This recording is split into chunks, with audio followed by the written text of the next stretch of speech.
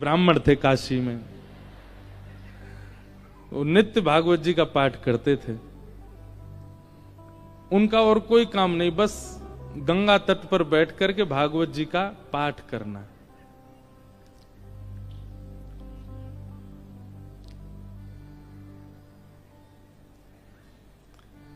धीमे धीमे उनकी आयु बढ़ने लगी। एक दिन परिवार के सब लोगों ने कहा, भैया ये कोई इनका काम धंधा शुरू करा दो, पूरे दिन पाठ करते रहते हैं भागवत जी का। और पाठ भी किसी व्यक्ति के लिए नहीं, अगर कोई उनको दक्षिणा भी देता था कि पंडित जी हमारे यहां पाठ कर दो, तो उसके यहां पाठ करते थे, वो उसका पाठ, फिर उसके बाद अपना पाठ अलग करते, अपने लिए करते थे। उसके पीछे उनकी कोई कामना नहीं थी, निष्काम भाव से करते थे। नित्य पाठ करते। तो एक दिन घर के लोगों ने सबने कहा कि इनका ब्याह कर दो, ये करते धरते तो कुछ है नहीं, पूरे दिन पाठ में ही लगे रहते हैं, इनका ब्याह कर दो, पत्नी घर आएगी, अकल ठिकाने आ जाएगी। और सब घर के लोगों ने वो ब्राह्मण देवता का ब्याह कर दिया। पत्नी आ गई। कुछ दिन बाद पत्नी को भी पता लगने लगा कि ये कोई काम धंधा नहीं करते हैं, पूरे दिन केवल भागवत जी का पाठ करते हैं। बहुत प्रयास किया, लेकिन उसके बाद वो भी हार गई कि ये करेंगे नहीं, कहीं काम नहीं कर सकते, ये तो भागवत जी में ही लगे रहेंगे। तो आपत्तिकालीन गृहिणी परीक्षा, हमारे शास्त्र आज्ञा करते हैं कि घर में आई हुई आपत्ति के समय घर की गृहिणी की परीक्षा होती है। क्षमा कीजिएगा, घर में आई हुई आपत्ति के समय यदि गृहिणी ही हाथ खड़े कर दे तो फिर आपको ब्रह्मा भी नहीं बचा सकते। लेकिन घर में यदि कोई आपत्ति आ जाए और घर की नारी, घर की गृहिणी, यदि वो अपना बल साध ले, वो ना टूटे, वो ना विचलित हो, चिंता मत कीजिएगा, आप उस संकट के सागर से निकल जाओगे। ये वेद प्रमाण है, ये शास्त्र प्रमाण बात है।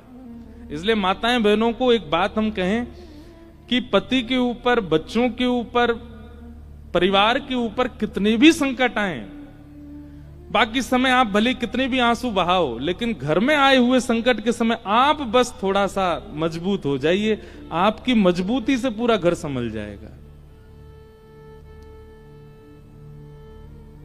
आपत्तिकालीन गृहिणी परीक्षा।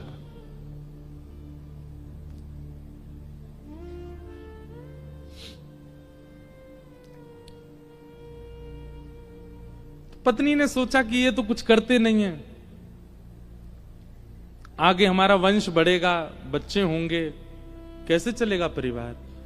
तो फिर उनकी ब्राह्मण देवता की पत्नी ने आज्ञा ली, बोले आपकी आज्ञा हो तो मैं कुछ करूं कार्य, देवी तुमको जैसा अच्छा लगे। भोजन बनाना बहुत अच्छा जानती थी, 3-4 घरों में उन्होंने काम ले लिया और वो जाती भोजन बनाती और उससे जो वेतन मिलता उसी से घर चलता था ब्राह्मण का। ब्राह्मण और प्रसन्न हो गए, बोले और बढ़िया, वो और कुछ नहीं करना पड़ेगा, भागवत जी में लगे रहो, पाठ करते रहो।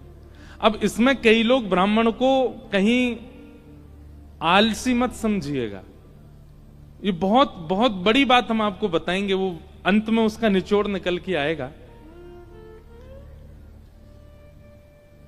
2-3 बालक भी उनके हो गए, चल रहा था घर। एक बार की बात, कुछ संतों का काशी में आगमन हुआ, संत आते रहते हैं काशी में, पर असमय में आना हुआ, बिना समय के संतों का आना हुआ। और उन्होंने किसी से पूछा, बोले भैया हम 5-10 मूर्ति हैं, कहीं प्रसाद पाने के इच्छुक हैं, कोई वैष्णव परिवार हो तो हमको बताओ। तो एक राह चलते व्यक्ति ने उन्हीं ब्राह्मण का घर बता दिया, बोले यहां चले जाइए, यहां बहुत एक सेवानिष्ठ और बड़े शास्त्रों का अध्ययन करने वाले ब्राह्मण रहते हैं, इनके पास चले जाइए, आप ये प्रसाद पवा देंगे। संतों ने घर में प्रवेश किया। ब्राह्मण देवता तो अपने पाठ में लगे थे, भागवत जी का ही पाठ कर रहे थे, और उनकी पत्नी बच्चों को, पति को स्वयं प्रसाद आदि पाकर के सारे बर्तन मांज करके उसने रखे ही थे। उसी समय संतों का आना हुआ और संतों ने आगे कहा, आओ बिटिया, हम 10 मूर्ति हैं, हम लोग अयोध्या से प्रयागराज जा रहे हैं, काशी बीच में पड़ा, किसी ने बताया आपका घर वैष्णव का है, बड़ी जोर की भूख लगी, ठाकुर जी को प्रसाद पवाओ और प्रसाद पवा के हम लोगों को प्रसाद बांट दो। ब्राह्मणी बेचारी बड़ी प्रसन्न हो गई कि मेरे घर आज संत पधारे हैं प्रसाद पाने। तुरंत उसने जाकर के रसोई घर में सामग्रियां देखी। सामग्री इतनी थी नहीं कि उन सबको पवाया जा सके। दौड़ी दौड़ी अपने कक्ष में गई, जाकर के अपने जो उसका धन वो कमाती थी उसको जाकर के देखा कि जाऊं लेकर के आऊं, तो वह भी इतना नहीं था कि उन 10 महापुरुषों की सेवा हो सके। और ब्राह्मण का एक स्वभाव है कि और अगर ये स्वभाव किसी ब्राह्मण में नहीं है तो वो ध्यान से सुने, ये ब्राह्मण का स्वभाव होना चाहिए। ब्राह्मण दान मिले तो लेने का अधिकारी होता है, पर मांगने का अधिकारी नहीं है। मांगे ना, ब्राह्मण का स्वाभिमान है, वो मांगता नहीं है और मांगना चाहिए भी नहीं। अब वो कभी रसोई में जाए, कभी कक्ष में जाए, कभी एकांत में बैठ के सोचे मैं क्या करूं, संत पधारे हैं घर पर, कैसे प्रसाद पवाऊं, क्या व्यवस्था करूं, कुछ लाऊं, कभी ऊपर कुछ ढूंढे, कुछ मिल जाए, कुछ भुजिया मिले, नमकीन मिले, कुछ तो मिले, कुछ तो दूं, पर कोई व्यवस्था नहीं बन पाई। बार बार उसको यहां से वहां घूमते देख संत समझ गए कि हम गलत समय पे आ गए हैं। मुखमंडल बता देता है कई बार,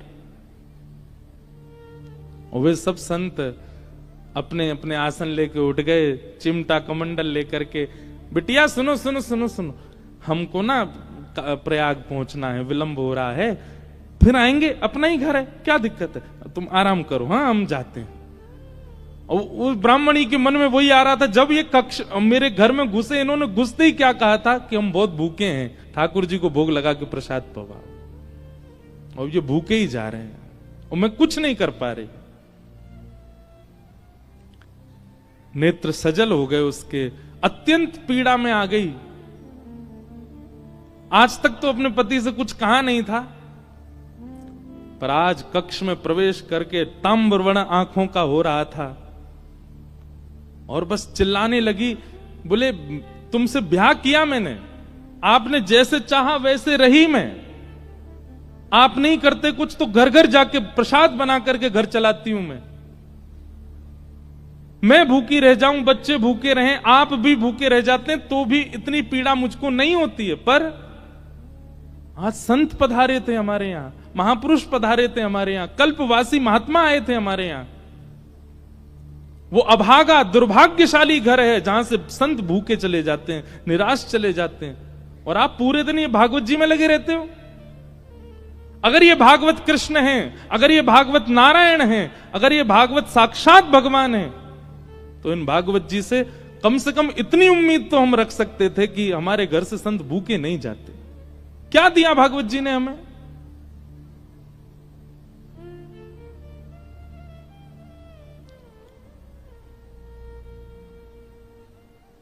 ब्राह्मण बोले, देखो तुम मुझे कुछ भी कह लो, पर तुम जानती नहीं हो ये साक्षात कृष्ण हैं।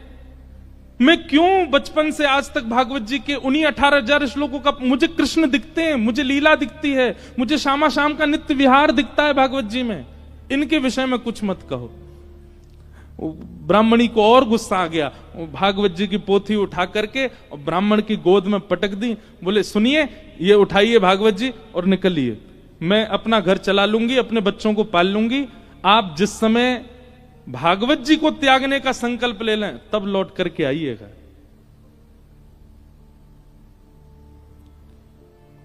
ब्राह्मण के नेत्र सजल हो गए, हृदय से लगा लिया भागवत जी को, निकल पड़े, घर से निकल गए और गंगा जी के तट पर जाकर के खूब रोए, खूब रुदन किया।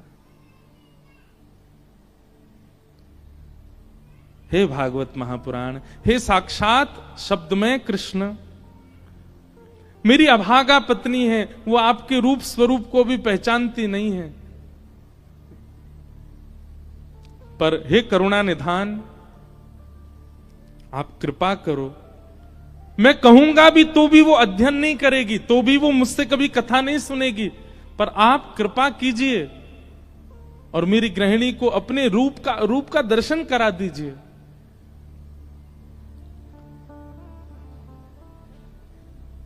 प्रबल प्रेम के पाले पड़कर हरि को नियम बदलते देखा,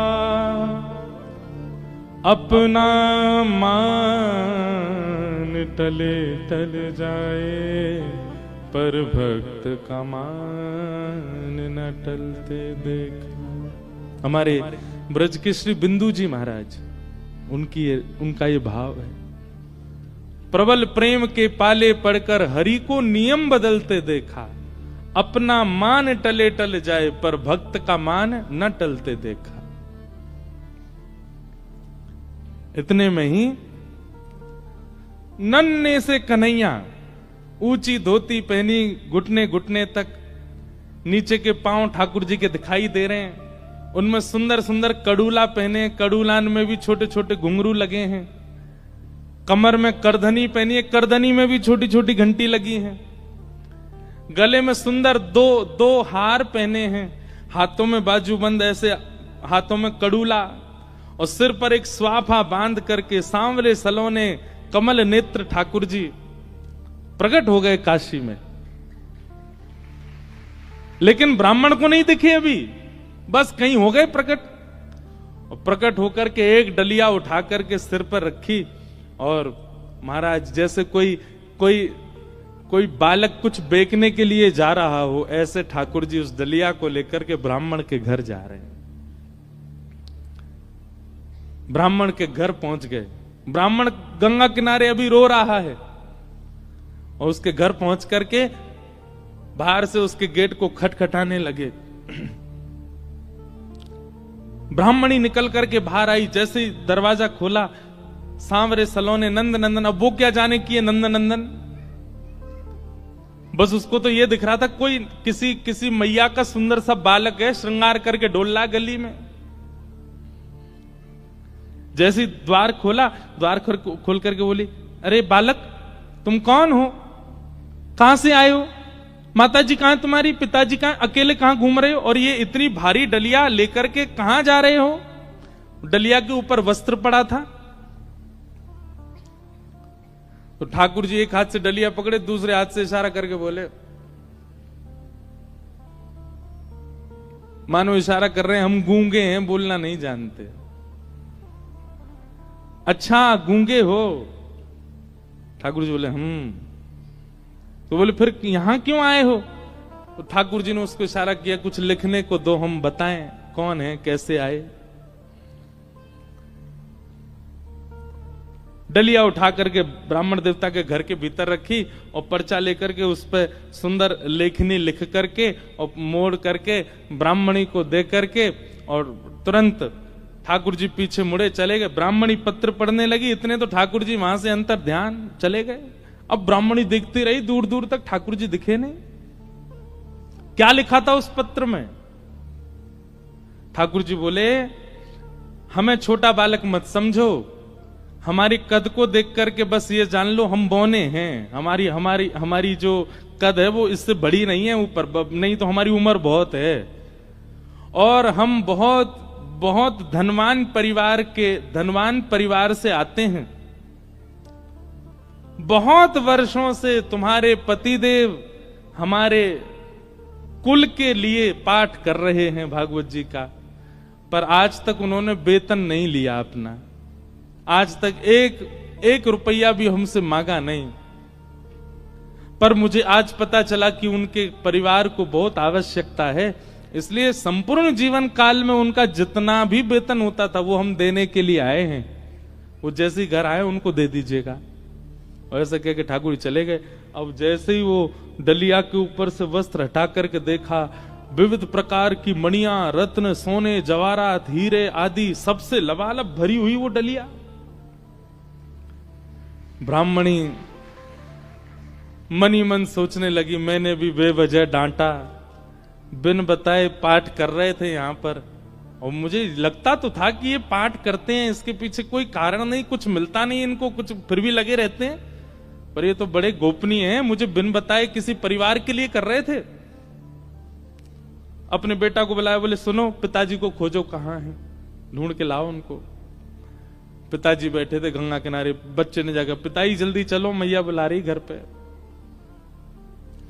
शाम हो गई, लौट करके ब्राह्मण आए, बड़े उदास हताश हृदय से भागवत जी लगी हैं।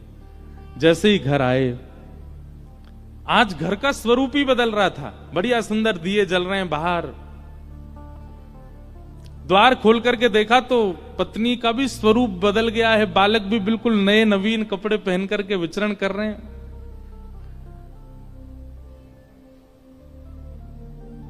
जैसी पतिदेव को आते देखा, ब्राह्मणी ने तुरंत आरती की, जल आदि छिड़काव करने लगी, खूब बलियां लेने लगी। पतिदेव बोले, ब्याह के बाद पहली बार इतना हमारा पूजन हुआ है, ऐसा क्या हो गया जो इतना पूज रही हैं हमको? देवी, ये घर की रौनक, हमको डांटने से, फटकारने से घर की रौनक बढ़ गई तुम्हारी? रोज ही डांट दिया करो हमको। ऐसा क्या हो गया जो आज इतना सब कुछ मंगल, बच्चे नए वस्त्र पहन के घूम रहे हैं, आप बढ़िया साड़ी पहन के, ये कहां से इतना सब कुछ आया? हाथ पकड़ के बोली, आज तुम्हारी चोरी पकड़ी गई है ना, वहीं से मिला है ये सब कुछ। ब्राह्मण देवता बोले, मेरी कौन सी चोरी? बोले चलो दिखाती हूं। भीतर जाके कक्ष में बिस्तर पर ही सब रत्न पड़े थे। ब्राह्मण बोले, देवी ये कहां से आया इतना सब कुछ? बोले कहां से आया, ज्यादा चतुर मत बनिए, आपका गूंगा मालिक आया था। ब्राह्मण देवता बोले, गूंगा मालिक? मेरा गूंगा मालिक कौन? बोले बहुत छोटा सा था, पीली पीली धोती पहनी थी उसने, ऐसी सुंदर स्वापा सिर पर बांध रखा था, ऐसे गदमदरा से उसके हाथ मोटे मोटे से, और इतने सुंदर उसका मुखमंडल, गाल बिल्कुल गुलाबी, आंखें बिल्कुल ऐसे कटाक्ष जैसी, और क्या सुंदर। ब्राह्मण देव बोले, नाम नहीं पूछा? बोले इशारा किया उसने कि मैं गूंगा हूं।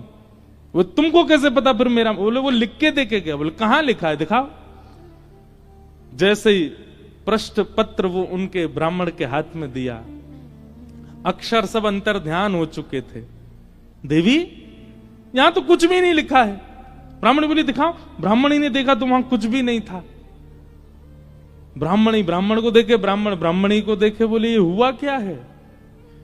ब्राह्मण ने कहा, सही से बताओ रूप कैसा था? बोले श्याम वर्ण था, कमल नेत्र थे, अधर बड़े मधुर थे, हस्तकमल और सर्वांगीण अंग ऐसा था कि मैं अभी तक भी उस छवि को भूल नहीं पा रही हूं। एक अद्भुत सी सुगंधी आ रही थी जब वे आए थे घर पर, और बहुत देर तक तो मैं उनके रूप का ही चिंतन करती रही। ब्राह्मण देव ज्यों ज्यों रूप का वर्णन सुने, त्यों त्यों नेत्रों से आंसू गिरते जाएं।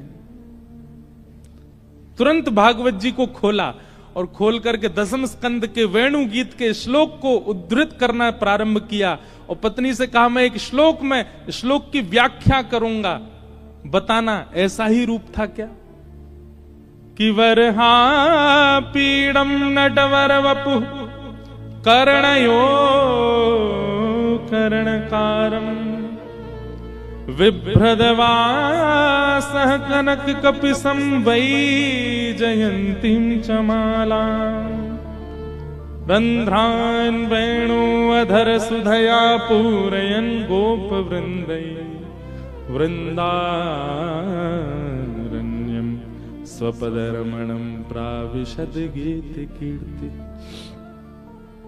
उन्होंने एक ही कान में कुंडल पहना था, एक ही कान में कन्नेर का पुष्प लगा था।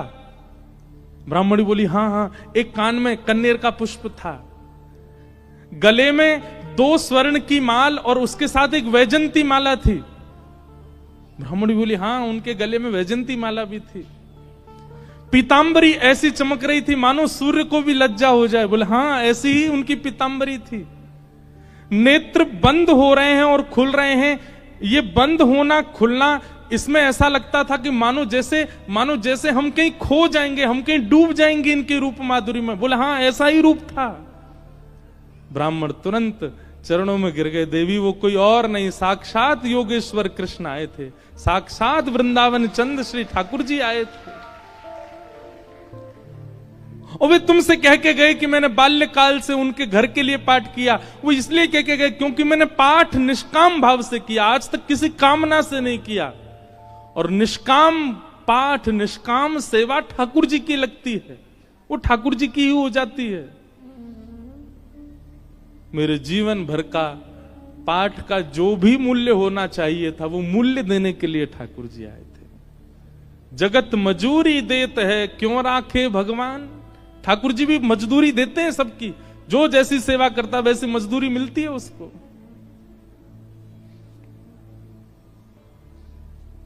ब्राह्मण आनंदित हो गए और उसी काल से वो ब्राह्मणी भी जीवन यापन के लिए कार्य तो करती, पर भागवत जी की साधिका हो गई और नित्य भागवत जी का पाठ करने लगी। भागवत कोई ग्रंथ नहीं है, कोई किताब नहीं है, कोई पोथी नहीं है। और एक बात कह दूं तो कोई अतिशयोक्ति नहीं, पुराण से ऊंचा हमें शब्द मिला नहीं, इसलिए हम पुराण कहते हैं। श्रीमद् भागवत सचल श्री कृष्ण है, साक्षात कृष्ण है। आपको शायद राधा रमण जी के मंदिर में श्री कृष्ण की प्रतिमूर्ति, श्री कृष्ण का भाव का अनुभव ना हो, पर कथा में हो जाएगा। आपको शायद कभी वृंदावन में वो अनुभव ना हो जो कथा में हो जाएगा। क्यों? कथा में सचल शब्द के रूप में श्री कृष्ण विचरण करते हैं। ऐसी भागवत जी को हम बारंबार प्रणाम करते हैं, वंदन करते हैं। बोलो भागवत महापुराण की। ऐसी भागवत जी। इसलिए एक एक शब्द, एक एक भाव बहुत ध्यानपूर्वक सुनना है कथा का, क्योंकि श्री कृष्ण है। कल हम लोगों ने महात्म की चर्चा सुनी। आइए आज से प्रथम स्कंद में हम लोग प्रवेश करते हैं। जन्माद्यस्य तोन्मयादितरतः चार्थे स्वविज्ञस्वराट् तेने ब्रह्म हृदय आदि कवये मुह्यन्ति सूरयः तेजो वारि मृदां यथा विनिमयो यत्र त्रिशर्गो मृषा धाम्ना स्वेन सदा निरस्तकुहकम् सत्यं परम धीमहि। सत्यम परम धीमहि। जो लोग उठ गए हैं वो धीमे धीमे आगे आ जाओ, ऐसे आओ कि किसी को पता भी नहीं चले, खिसक के ही आगे आ जाओ, उठ के मत आओ। भागवत जी का पहला श्लोक, जन्माद्यस्य यतोऽन्वयादितरतश्चार्थे स्वविज्ञस्वराट्। ऐसे हल्ला करके मत आओ भैया, धीमे धीमे खिसक के ही आ जाओ। और जो कार्यकर्ता भी वो भी सबको बैठे बैठे ही आगे आने को बोल दो। जन्माद्यस्य यतोऽन्वयादितरत, सावधानी से सुनो सब लोग। वेद व्यास जी महाराज ने भागवत जी की रचना में प्रथम श्लोक जकार से प्रारंभ किया, ज शब्द से प्रारंभ किया। हमारे व्याकरण में ऐसा कहते हैं कि जकार जो है ये दग्धाक्षर है। संस्कृत के विद्वान यदि किसी शुभ स्तुति का प्रारंभ करते हैं तो ज शब्द पहले नहीं बोलते, क्योंकि ज शब्द जो है, ऐसा नहीं है कि नहीं बोलते, पर ज शब्द को दग्धाक्षर कहा। दग्धाक्षर मतलब लिखने वाला, बोलने वाला, कहने वाले का हृदय पीड़ा में होगा तो वो ज ही बोलेगा पहले। दग्धाक्षर। भागवत जी में गोपियों ने गोपी गीत गाया। कितने लोगों को गोपी गीत याद है सागर में? वाह भैया, 5000 लोगों में 5 हाथ उठे। अब भागवत जी हो गई हैं आपके सागर में। अब हमको कुछ दक्षिणा दीजिएगा। दक्षिणा के रूप में यही दीजिए कि नित्य गोपी गीत का पाठ प्रारंभ कर दीजिए और गोपी गीत याद कीजिए। अब देखो कब याद करोगे? जीवन निकलता जा रहा है आप लोगों का। कई लोग तो बिल्कुल बिल्कुल बाउंड्री पे ही खड़े हैं। वैसे तो एक बात देखी जाए, बाउंड्री पर हर व्यक्ति खड़ा है। हर व्यक्ति बाउंड्री पर, कब उसका अंत हो जाए कोई जानता है क्या? इसलिए भैया जीवन में अब तक आपने सब करके देख लिया। गुलाब जामुन खा के देख लिया, रसगुल्ला खा के देख लिया, जलेबी खा के देख लें, और आपके सागर की कोई प्रसिद्ध मिठाई हो तो वो भी खा के देख ले, मध्य प्रदेश का कुछ प्रसिद्ध हो तो वो भी खा के देख लिया। अमरूद की चटनी बनती है ना यहाँ पे, हैं? देखो हमें पता है, खिलाई नहीं है अभी तक किसी ने, बस पता है।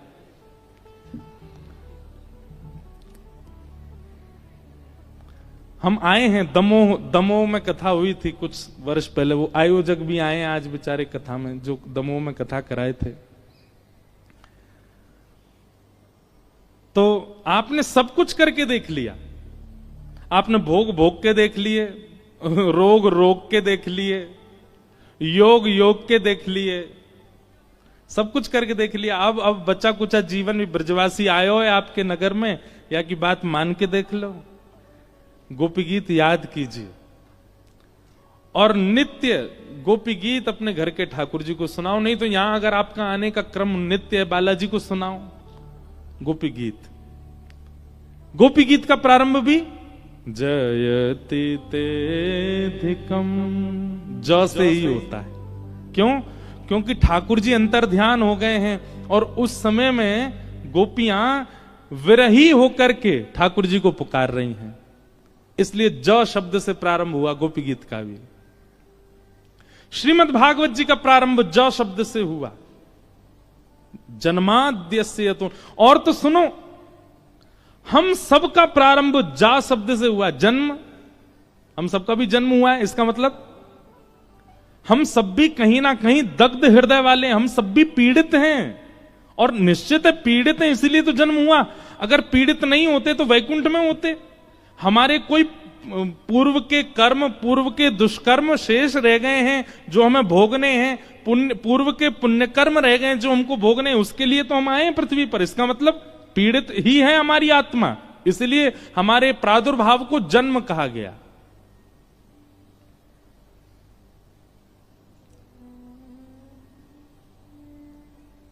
तो ज शब्द से प्रारंभ संस्कृत के रूप में तब किया जाता है जब हृदय पीड़ा में हो।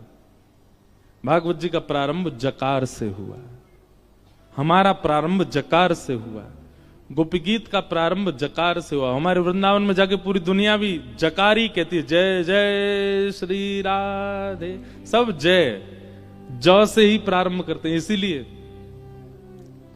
पीड़ित है हृदय हमारा, और हम नहीं जानते होंगे, हमारी आत्मा जानती है।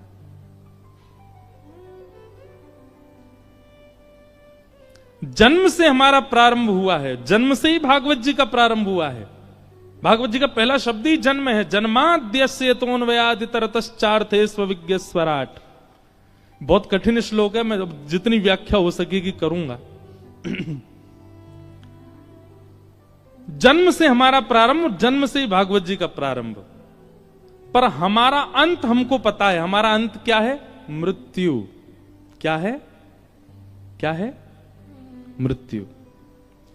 पर हमारा अंत मृत्यु नहीं होना चाहिए। हमारा विश्राम कहां होना चाहिए? तो भागवत जी का जो अंतिम श्लोक का विश्राम है वही हमारा विश्राम होना चाहिए।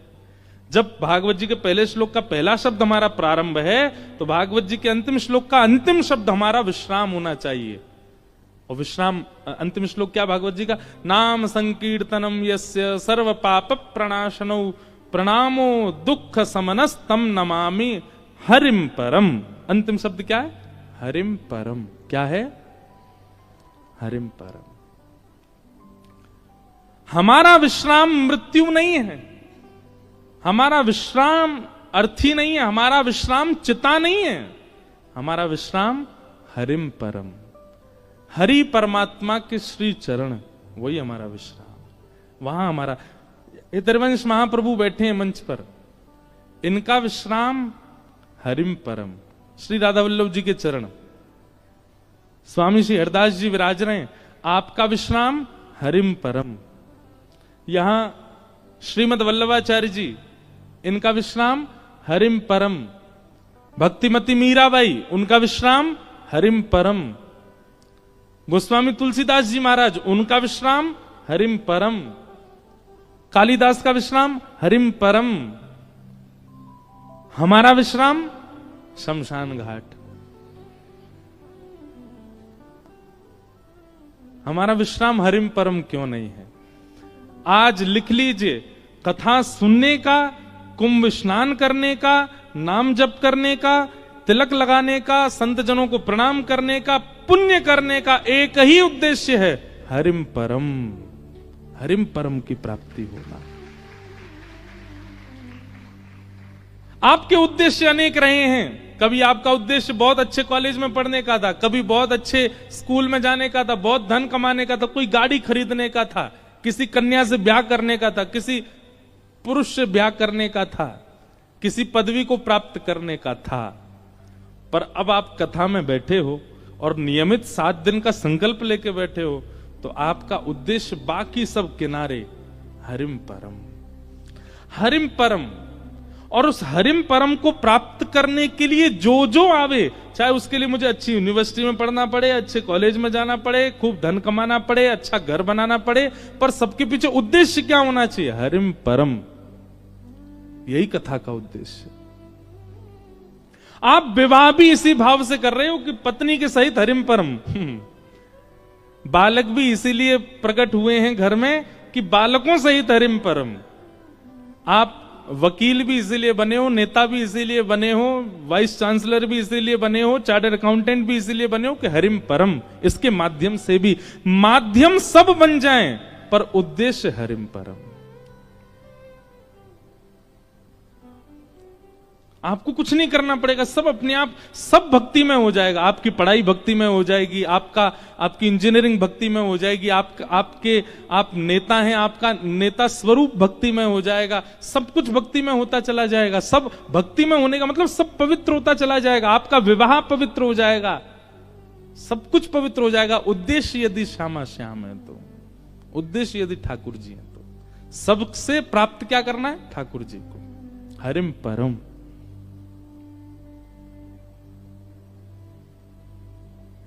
ये उद्देश्य मान लीजिए। कई लोग हमको, हम तो केवल कथा कहना जानते हैं, पर कई लोगों को लगता है ये बाबा जी कुछ जानते होंगे। एक माता जी अभी मिली मुझे, मुझको बोलती हैं प्रणाम कर, बाबा मेरे मन में क्या चल रहा है। अब मैं अपने संग पंडित जी को देखूं, मैंने कि क्या बोलूं इनको। मैंने कहा मैया हम वो वाले बाबा नहीं है, हम तो केवल कथा सुनाते। नहीं नहीं, तिलक लगा रखा है आपने, हाँ धोती पहनी है। अरे भैया मैंने, हमसे केवल कथा कहनी आती है और कुछ नहीं। नहीं नहीं, मेरे मन में क्या चल रहा है बताओ।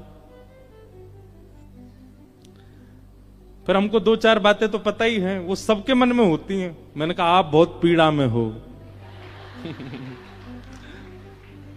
दुनिया आपके साथ अच्छा व्यवहार नहीं करती। आंखों से आंसू आने लगे मैया के, जय हो बाबा। अरे मैंने कि मैया राधे श्याम जपो, जीवन एक परीक्षा है। परीक्षा पत्र को देख करके घबराते तो सारे बालक हैं, पर जिसका अध्ययन, जिसका स्वाध्याय उचित होता है, तुरंत कलम उठा के लिखने लग जाता है, बढ़ता है आगे, सोचता है, विचार करता है, करने लगता है।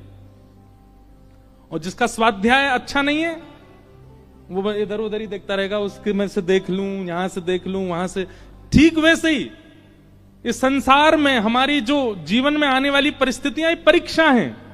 जिसका कथा रूपी, जिसका सत्संग रूपी स्वाध्याय अच्छा होगा, वो जीवन में आने वाली परीक्षा को पार करने लगेगा। और जिसके जीवन में सत्संग ही नहीं होगा, वो इधर उधर ही देखता रहेगा।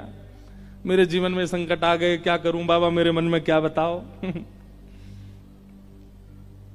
सत्संग बहुत बलवान है, आश्रय लेके तो देखो। उद्देश्य आपका क्या हो, हरिम परम, और कुछ नहीं।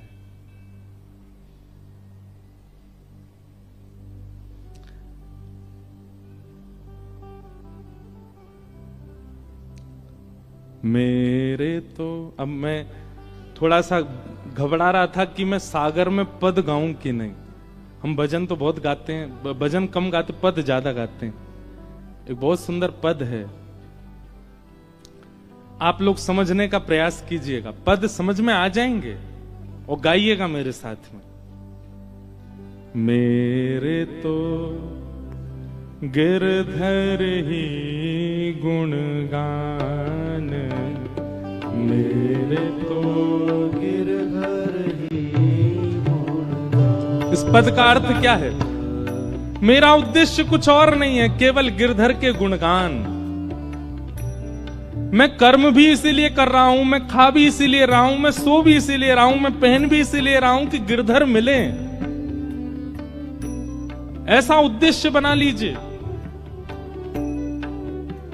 काम करते चलो, नाम जपते चलो, हर समय कृष्ण का ध्यान धरते चलो, मुरली वाले को मन से रिझाते चलो, कृष्ण गोविंद गोपाल।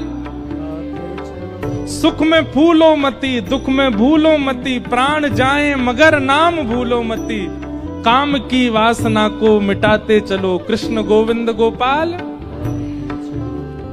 मेरे तो गिरधर ही गुणगान, मेरे तो गिरधर ही गुणगान, मेरे तो गिरधर ही गुणगान, मेरे तो गिरधर ही गुणगान।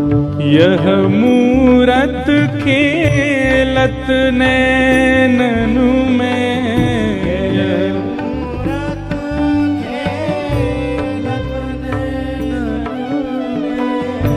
यह मूरत खेलत नैननु में,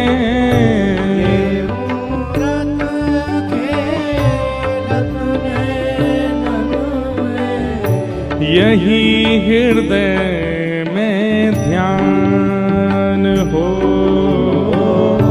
यही हृदय में ध्यान,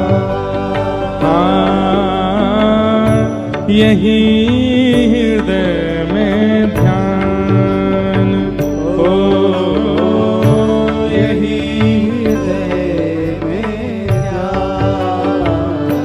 मेरे तो गिरधर ही गुणगान, मेरे तो गिरधर ही गुणगान, मेरे तो गिरधर ही गुणगान, मेरे तो गिरधर ही गुणगान। प्यारे गिरधर लाल की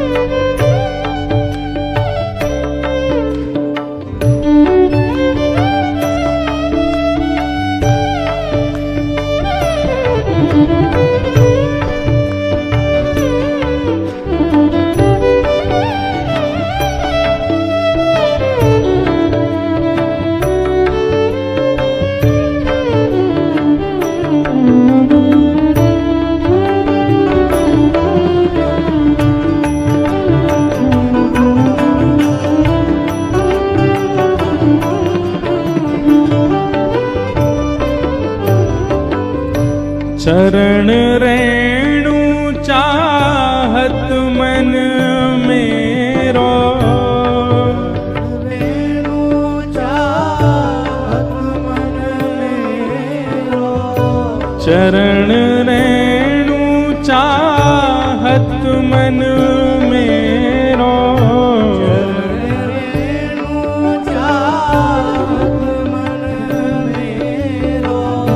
यही दीजिए दान हो, यही दीजिए दान। कृष्णदास को जीवन गिरधर, कृष्णदास को जीवन गिरधर, हम सब को है जीवन गिरधर, हम सब को है जीवन। कैसे गिरधर? मंगल रूप निधान हो, मंगल रूप निधान। मेरे तो गिरधर ही गुणगान, मेरे तो गिरधर ही गुणगान, मेरे तो गिरधर ही गुणगान, मेरे तो गिरधर ही गुणगान, मेरे तो गिरधर ही गुणगान, मेरे तो गिरधर ही गुणगान। हमारे ब्रज में कृष्णदास अधिकारी हुए एक, वो कृष्णदास अधिकारी जी ये पद गा रहे हैं। वो क्या कह रहे हैं? मेरे तो गिरधर ही गुणगान। उनके जीवन की हर क्रिया केवल ठाकुर जी के लिए है। जैसे हम लोगों का स्वभाव क्या है, हम बाजार में जाते हैं, कोई अच्छा वस्त्र दिख जाए तो हमारे मन में क्या आता है? ये वस्त्र मैं पहनूंगा तो कैसे लगेंगे। सुंदर जलेबी दिख जाए, बढ़िया गरम गरम निकल रही है तवे से, कढ़ाई में से, तो हमारे मन में क्या आता है? मैं खाऊंगा तो मेरी जीभ को कैसा लगेगा। आभूषण देखते हैं तो ना हमारा चिंतन हो जाता है कि मेरे गले में कैसा लगेगा। या फिर हम अपना विचार करते हैं या अपने परिवारी जनों का विचार करते हैं। पर जिसका जन्म हरिम परम गति की ओर चला जाता है, जिसके जीवन की गति केवल हरि परमात्मा होते हैं, वो आंखों के आगे दिखने वाली हर सुंदर वस्तु को ठाकुर जी से जोड़ देता है। ये वस्त्र ठाकुर जी पे कैसा लगेगा, ये पुष्प ठाकुर जी के सामने कैसा लगेगा, ये व्यंजन जो बन रहा है ये ठाकुर जी की सेवा में कितना बढ़िया पधराया जा सकता है। ये व्यक्ति इतना अच्छा गा रहा है, ये हमारे ठाकुर जी की सेवा करने आ जाए। ये इतना अच्छा नृत्य कर रहे हैं, ये हमारे ठाकुर जी को नृत्य दिखाने आ जाए। मतलब अपने मन को कोई वस्तु प्रिय नहीं लगती, हर वस्तु ठाकुर जी की सेवा में पहुंच जाए, ऐसी भावना चित्त में आने लग जाना, ये इस बात का प्रमाण है कि आप हरिम प्रिय, हरिम परम इस पथ पर, भक्ति पथ पर चल चुके हो। अब आपको प्रिय नहीं लगती है कोई वस्तु, अपने ठाकुर जी के लिए विचार करते हो। और इसी उद्देश्य से कथा सुननी है कि हम हरिम परम हो जाएं। आप विश्वास मानेंगे, आपसे ज्यादा आनंद में कोई नहीं होगा, आपसे ज्यादा प्रसन्न कोई नहीं होगा संसार में। हरिम परम।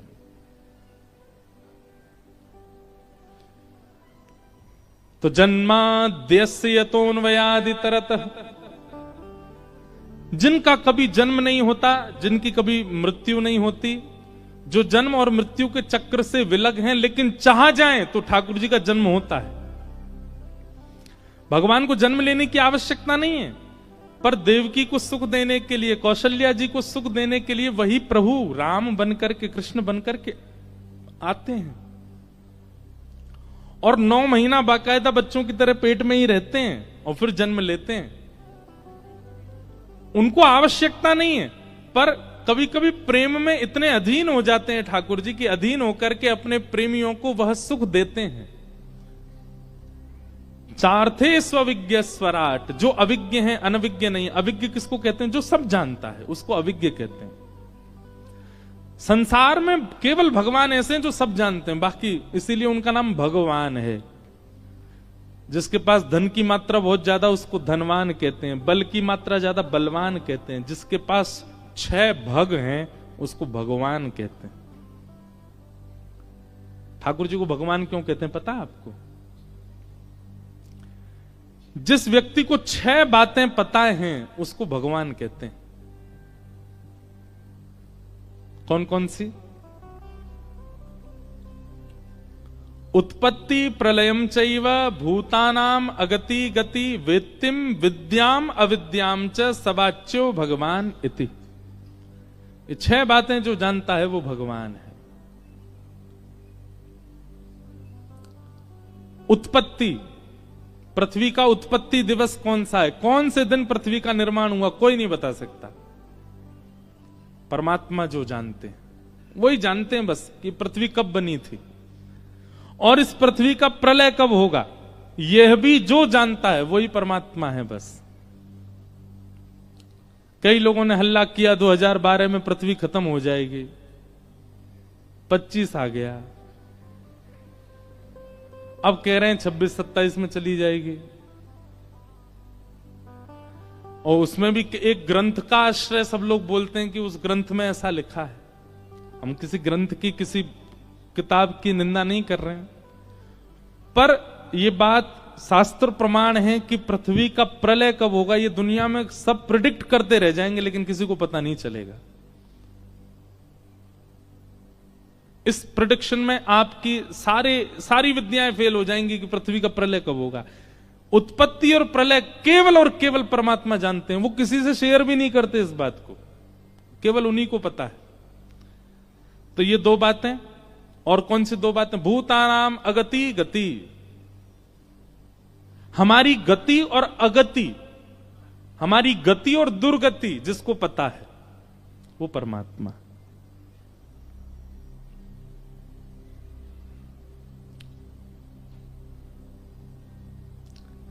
किसी ने प्रेडिक्शन किया था हमसे, आप कभी भागवत के वक्ता नहीं बन पाओगे। 9 साल हो गए हमें कथा करते हुए।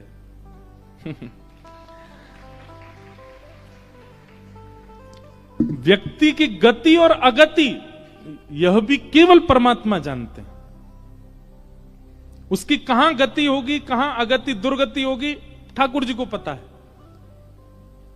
कई बार आपका इंफ्रास्ट्रक्चर बहुत अच्छा होता है लेकिन आप उस श्रेष्ठता को प्राप्त नहीं कर पाते, ठाकुर जी को पता है नहीं बन पाएगा। और कई बार आप झोंपड़ियों में रहने वाले बच्चे, दिया जला के पढ़ने वाले बच्चे IAS ऑफिसर भी बन जाते हैं।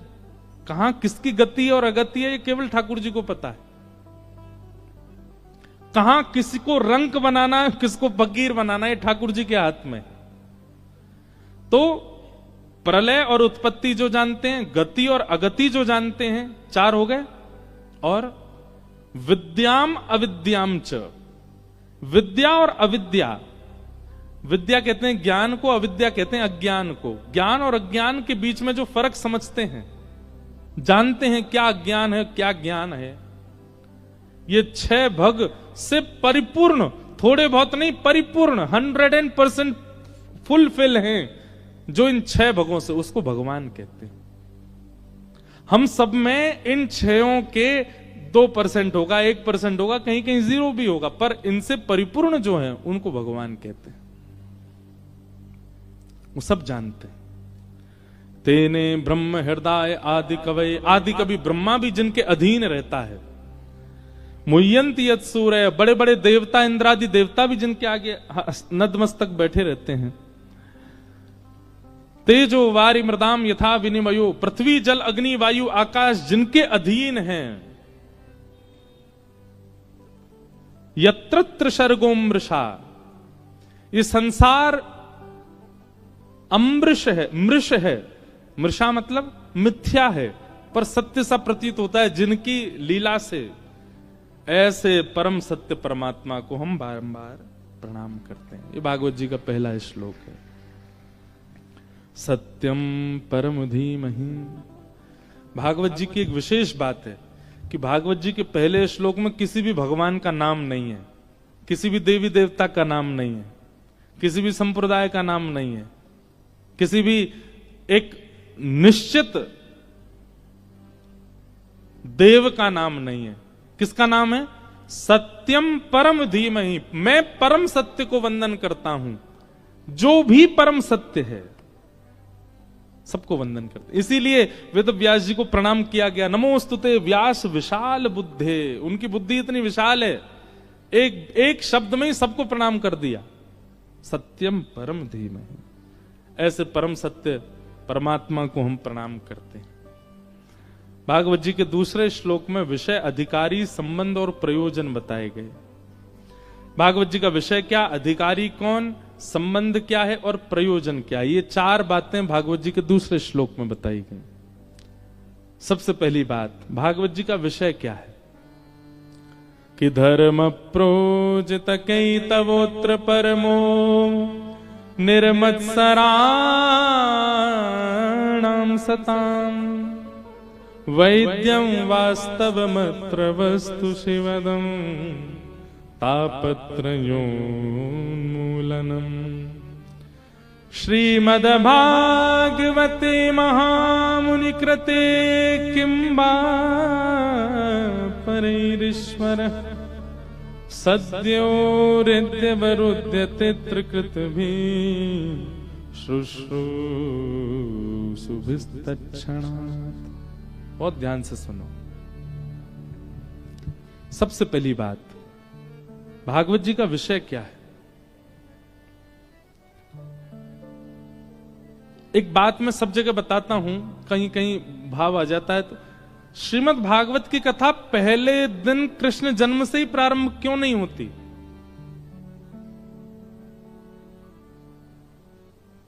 पहले दिन कृष्ण जन्म ही क्यों नहीं होता कथा में? नंद घरानंद भयो, यहीं से कथा प्रारंभ होनी चाहिए जब कृष्ण कथा है तो नहीं।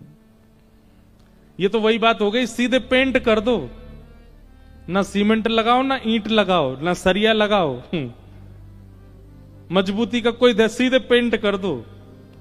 नहीं, आकर्षक पेंट ही होता है घर का, पर उस आकर्षण के पीछे बहुत कुछ लोहा, बहुत कुछ कंकड़ पत्थर और ना जाने क्या क्या लगाया जाता उसको मजबूत बनाने के लिए। कृष्ण लीला आकर्षक तो बहुत है, पर उस आकर्षक लीला को स्थिर चित्त में विराजमान करने के लिए पहले ज्ञान रूपी, वैराग्य रूपी ईंट, सीमेंट सब लगाने पड़ेंगे। इसलिए ये 3 दिन की कथा बहुत विशेष रूप से सुननी है। कल निकल चुकी, आज और कल। अगर इनमें आपने चूक करी तो कृष्ण लीला में आपके चित्त में संशय आएगा। आप ठाकुर जी की लीला सुन के संशय करोगे, चीर हरण क्यों किया इन्होंने, गोपियों के गले में गलवैयां डालकर के रास क्यों किया परमात्मा ने, 16,108 विवाह क्यों किए, इतनी आवश्यकता क्या थी? ये सारे संशय प्रकट होंगे चित्त में। इसलिए ज्ञान और वैराग्य, इनको भली भांति चित्त में पहले धारण कर लीजिए। इन कथाओं के माध्यम से ध्यान पूर्वक सुनिए। भागवत जी का विषय क्या है? तो कहते हैं धर्म प्रोजित कैतवोत्र परमो। धर्म और परम धर्म, ये 2 बातें। धर्म किसे कहते हैं?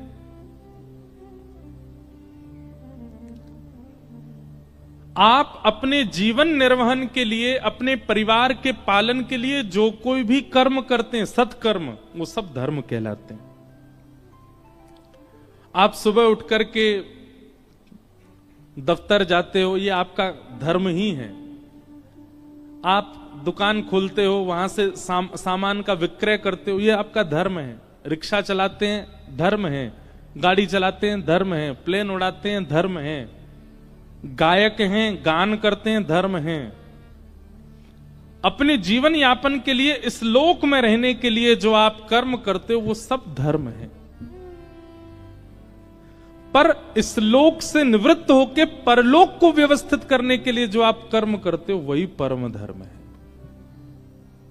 आपने इस लोक को तो पवित्र बना लिया, इस लोक को तो सार्थक कर लिया, घर बना लिया, ब्याह कर लिया, बच्चे अच्छे खानदान में चले गए, बढ़िया पढ़ाई लिखाई हो गई, सब कुछ व्यवस्थित हो गया, माता पिताओं की इच्छा पूर्ति हो गई, सब कुछ व्यवस्थित कर दिया। ये आपका धर्म है, इस लोक में सब व्यवस्थित करना। पर इस लोक की व्यवस्था के साथ साथ आगे की व्यवस्था को भी देखते रहना, वही परम धर्म है। उसको परम धर्म कहते हैं।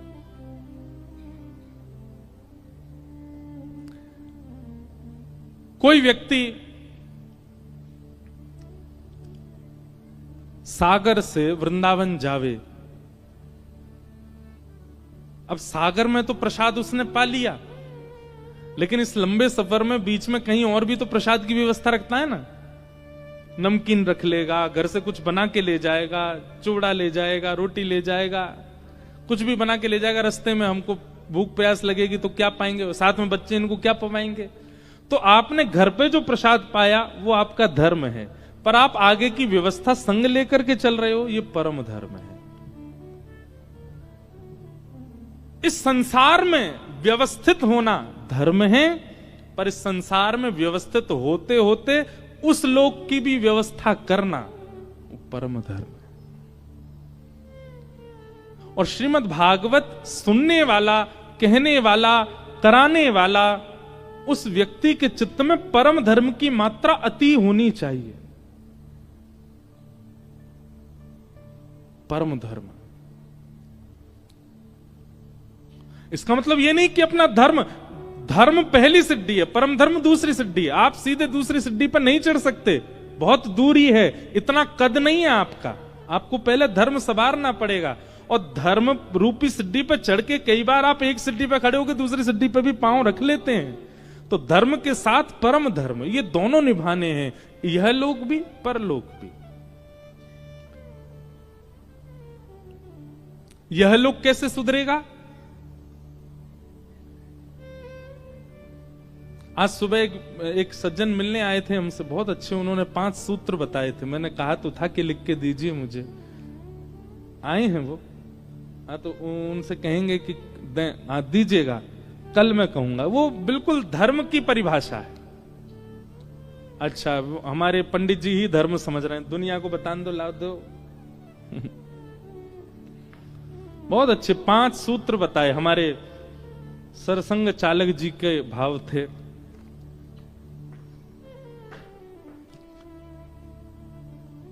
धर्म क्या है? ये 5 सूत्र, ये धर्म है। हमें समझना परम धर्म है, लेकिन उससे पहले धर्म समझना है। भागवत जी का उद्देश्य परम धर्म है, पर उससे पहले धर्म जानना पड़ेगा। अच्छा, धर्म की एक सरल परिभाषा क्या है? धार्यते इति धर्म, धारण करने को धर्म कहा जाता है। एक पात्र है, उस पात्र में लड्डू डाल दो, उस पात्र में दही डाल दो, उस पात्र में चीनी डाल दो, उस पात्र की जितनी योग्यता है उतना सामान डालते रहो, सबको धारण करेगा, यही धर्म कहलाता है।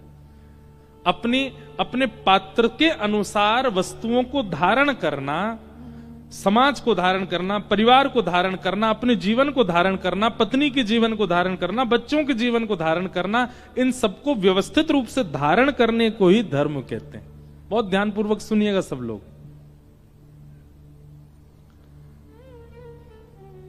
तो धारण करने को धर्म कहते हैं, पर उस धर्म की एक वृहद व्याख्या आप श्री ने सुबह जो 5 सूत्र कहे, सबसे पहला कुटुंब प्रबोधन, ये धर्म है। कुटुंब प्रबोधन में क्या आता है? भोजन, भवन, भ्रमण, भाषा, भूषा के मध्य भारतीय संस्कारों का जागरण। भोजन कैसा हो, यह धर्म कहता है, यह धर्म है। भोजन कितने बजे हो, यह भी धर्म है। भोजन में क्या पाएं, यह भी धर्म है। थोड़े युवा लोग जो यहां बैठे हैं, बुरा नहीं मानिएगा, पर जब आप वो वाली रोटी खाते हो जो लंबी खिंचती है, हमारे शास्त्रीय अनुसार भोजन वो होना चाहिए जो हाथ से तोड़ा गया और मुख पर जाने के बाद दोबारा हाथ में ना आवे थाली तक, उसको भोजन कहते हैं। किसको भोजन कहते हैं? जो मुख से लगने के बाद दोबारा हाथ में शेष ना आवे नीचे तक, मुख में ही चला जाए। आप कभी दक्षिण भारतीय लोगों को देखेंगे ना, वहां पे ज्यादातर लोग भात खाते हैं या इडली खाते हैं, साग के साथ, सूप के साथ, वो क्या बोलते हैं उसको, क्या बोलते हैं, सांबर के साथ। सागर वाले भी दक्षिण भारतीय हो हैं, सांबर के साथ खाते। कैसे खाते हैं पता है? ऐसे पूरा मिला लेंगे और मिलाने के बाद वो मुख में उंगली नहीं छूने देते, ऐसे ऐसे ही पाते हैं। और आपको एक बात बताऊं, अगर आप ऐसे प्रसाद पाते हो, प्रसाद बनाया रोटी चावल जो भी है और मुख के पास ले जाके केवल उसको ऐसे छोड़ दिया मुख में, आप उस हाथ से अगर किसी और को परोस दोगे तो वो झूठा नहीं माना जाएगा, क्योंकि आपका हाथ झूठा है ही नहीं। अब ये भोजन, ये धर्म है। अब इतनी गहराई में कौन उतरे, पर उतरोगे तभी धर्म है। भोजन कैसे पाना चाहिए, क्या पाना चाहिए, कब पाना चाहिए, सब धर्म कहलाता है। कभी कभी हमारा भी बिगड़ता है, पर हम व्यास मंच से इसलिए कह रहे हैं क्योंकि कई बार व्यास मंच से कही हुई बात वो हमारे मन में घूमती रहती है कि तुमने व्यास मंच से कही, पहले तुम भी सुधारो, हमको भी सुधारना है। भोजन, फिर आया भवन। घर कैसा हो? घर ऐसा हो जहां केवल मानव ना आते हो, जहां पर कभी कभी शुभ पक्षियों का आगमन भी होता हो। घर ऐसा हो जहां कभी कभी साधकों का भी आना होता हो। घर ऐसा हो जहां पर वैष्णव आने में संकोच ना करें। भवन ऐसा बनना चाहिए। हम लोग आजकल लोग भवन किस भूमिका से बनाते हैं? मेरी बेटी कैसे रहेगी, बेटा कहां रहेगा, मां कहां रहेंगी, पिताजी कहां रहेंगे, बच्चे कहां रहेंगे, सबके भावना से घर बनता है। इसीलिए संत नहीं आते उसमें। किस भावना से घर बने? सबसे पहले विचार यही किया कि अगर सागर में कोई वैष्णव आ गए तो वो कहां रुकेंगे, उनके लिए एक स्थान। हमारे ठाकुर जी कहां विराजेंगे? भवन। कुटुंब प्रबोधन, ये पहला धर्म का स्वरूप है। फिर भ्रमण। भ्रमण भी कहां करना चाहिए, कहां जाना चाहिए, यह भी धर्म कहलाता है। हम कुछ दिन पहले कथा करने गए थे। पूछो कहां? मैं जैसी नाम बताऊंगा आप हंसोगे। गोवा। कहां गए थे? गोवा। अब देखो आप क्यों हंसे? क्योंकि आप सब जानते हैं कि वह स्थान किस चीज के लिए प्रसिद्ध है। कई बार आपको पूरी व्याख्या नहीं करनी है, केवल स्थान का नाम ले देना। उस स्थान के नाम से ही लोग समझ जाएंगे, ओहो तो वहां पर यह भी किया होगा, वहां पर ऐसा भी हुआ होगा, वहां पर यह भी हुआ होगा। कई स्थान नाम से ही बदनाम है, पर हमने वहां जाके भी कथा ही करी। और कथा का समय भी पता है क्या था? सुबह 5:30 बजे ब्रह्म मुहूर्त में। ब्रह्म मुहूर्त में कथा करते थे समुद्र के तट पर बैठ के। पर कुछ स्थान ऐसे हैं वहां का नाम लेते ही सामने वाले के नेत्र बंद हो जाते हैं, मुख प्रसन्न हो जाता है, चित्त शीतल हो जाता है। कहां गए थे? हम बरसाना गए थे। आहा, सुनने वाले के नेत्र तुरंत बंद। आहा, बरसाने से आए हैं। कहां गए थे? अयोध्या जी गए थे। कहां गए थे? बद्रीनाथ धाम। अरे भैया हमको भी ले चलते। कहां गए थे? श्री जगन्नाथपुरी गए थे। कहां गए थे? श्रीरंगम गए थे। कहां गए थे? नाथद्वार गए थे, द्वारिकापुरी गए थे। अब आप कहोगे सब तीर्थों के नाम, पर नहीं, कई ऐसे स्थान हैं जो तीर्थ नहीं है पर वहां के नाम भी अति पवित्र हैं। तो भ्रमण भी कहां होना चाहिए, यह भी धर्म है। अच्छा, स्थान कैसा भी हो, आप किस उद्देश्य से गए हो, वह उद्देश्य भी आपका भ्रमण धर्म बना देता है। उद्देश्य तो उचित था ना, उद्देश्य। फिर कुटुंब प्रबोधन में आपने अगला लिखा भाषा। भाषा यह भी धर्म है। अपनी भाषा का, मातृभाषा का और अपनी ग्रामीण भाषा का, जन्मदात्री भाषा का ज्यादा से ज्यादा उपयोग, और उसका उपयोग ऐसा कि सामने वाले के चित्त में भी उसके प्रति सम्मान हो।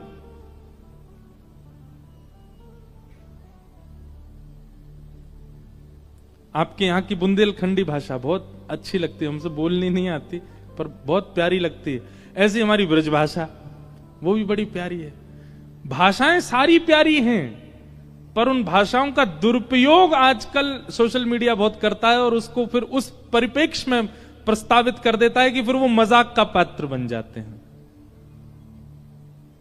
बुंदेलखंड की भाषा, अरे मैं लेके नहीं आया, आज एक भैया हमको एक भजन लिख के दे गए थे सुबह। बोले बुंदेलखंडी भाषा में। मैंने कहा अच्छा। अब मुझे पूरा तो याद नहीं, पर उसमें ऐसा लिखा था राम जी बजाएंगे सबको बैंड। मैंने कहा भैया ये क्या लिखा आपने? अब है तो बुंदेलखंडी भाषा में था, वो मुझे याद नहीं है, पर उसमें बैंड शब्द मुझे याद है कि सबका बजेगा बैंड था वो। है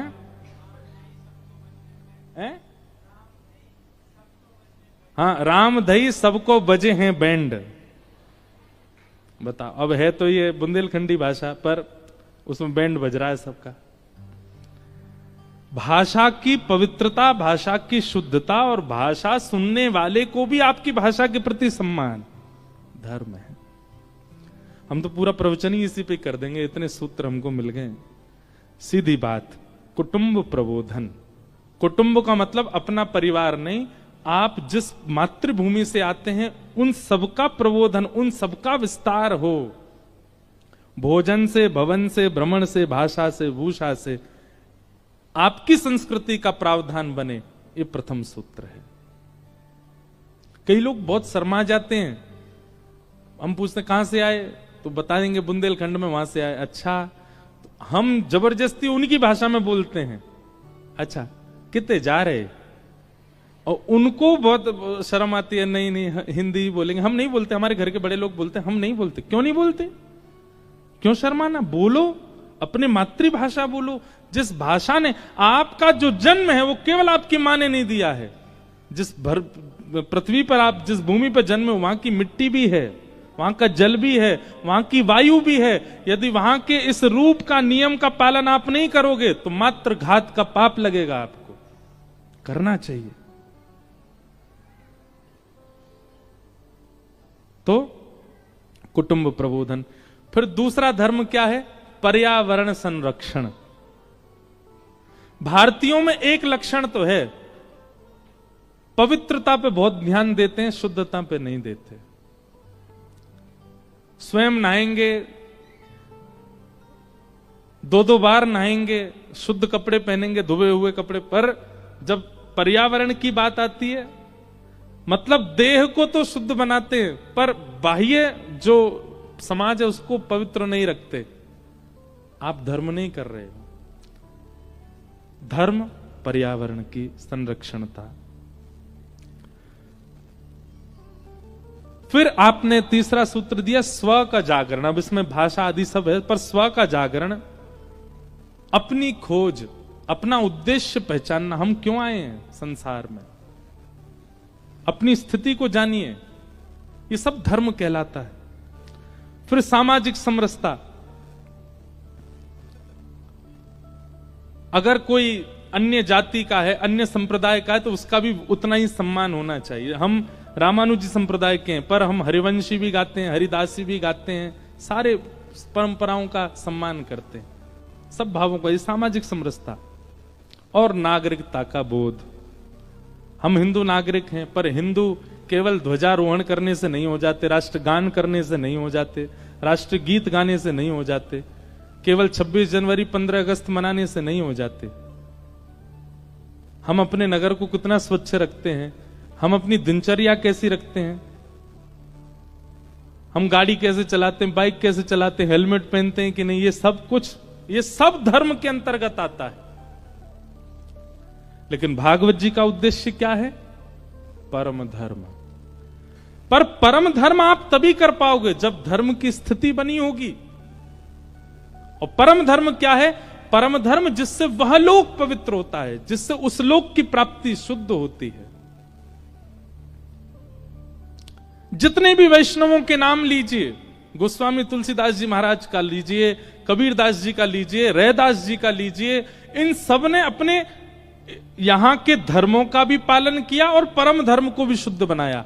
परम धर्मावली व्यक्ति का तन भले ही नहीं होगा, पर उसका नाम दसों दिशाओं में युगों युगों तक रहता है। परम धर्मावली व्यक्ति का लक्षण है। भागवत जी क्या कराती हैं? परम धर्म। धर्म का मतलब देह का उद्धार, और परम धर्म का मतलब आत्मा का उद्धार। और भागवत जी का उद्देश्य क्या है? परम धर्म। परम धर्म। आप कथा में बैठे हैं, यहां देह उद्धार नहीं हो रहा है, यहां आत्म उद्धार हो रहा है। यहां पर आत्मा को ही चैन मिल रहा है।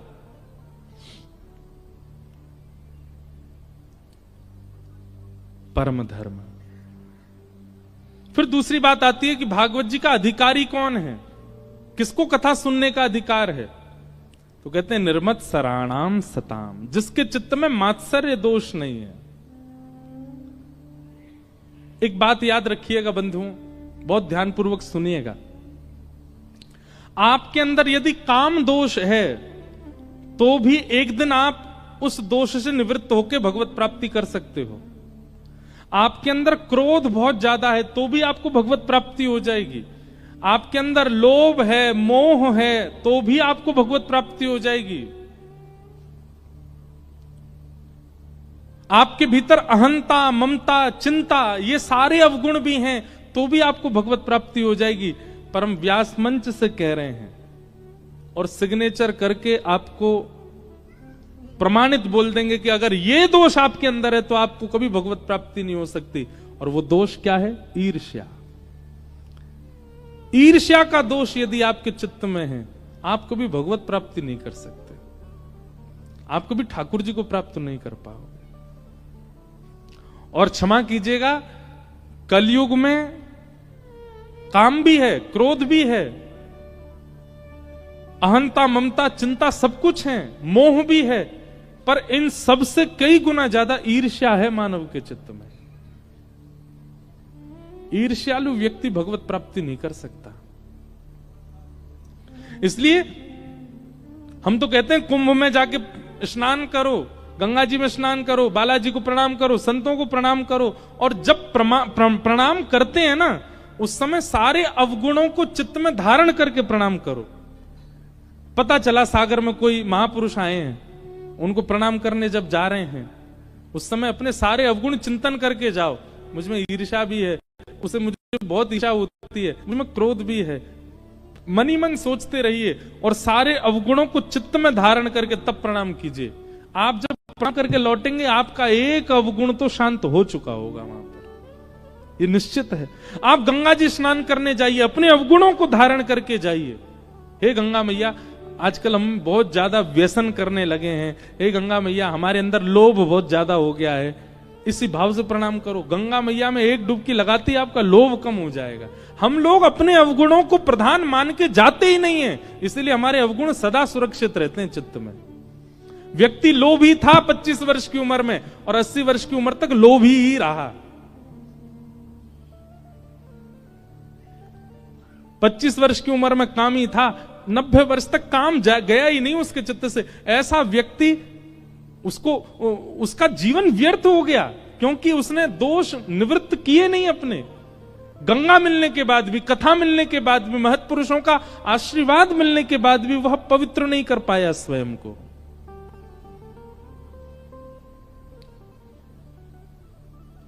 इसलिए हमारी प्रार्थना है, ईर्ष्या का द्वेष, ईर्ष्या का दोष जो चित्त में होता है दूसरों के प्रति, किसी की उपलब्धि देख के, किसी की सुंदरता देख के, किसी के अच्छे गुण देख करके जो आप विचलित हो जाते हो, ये बहुत बड़ा दोष है।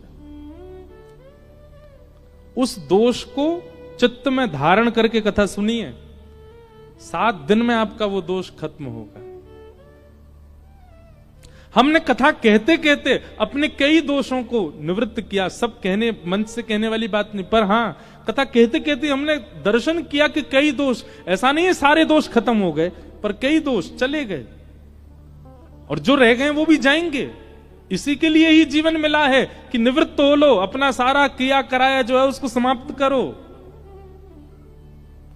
आप लोगों को कभी सोच के ऐसा अच्छा नहीं लगता? आप रात्रि सोते हैं और सुबह जब उठ जाते हैं तो सुबह उठते समय ये विचार किया करो, आज भी मैं जीवित हूं। इसका मतलब आज भी ठाकुर जी मुझसे उम्मीद लगाएं कि मैं कुछ परिवर्तन करूंगा। कीजिए।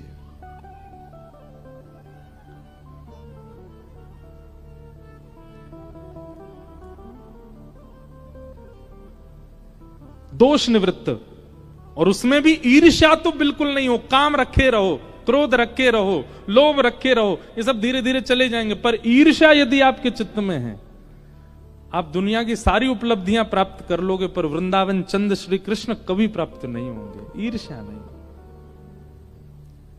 और ईर्ष्या भगवत प्रणाम, वैष्णव प्रणाम और कथा श्रवण से ही जा सकती है। सत्संग सब चीजों की औषधि है। इससे सब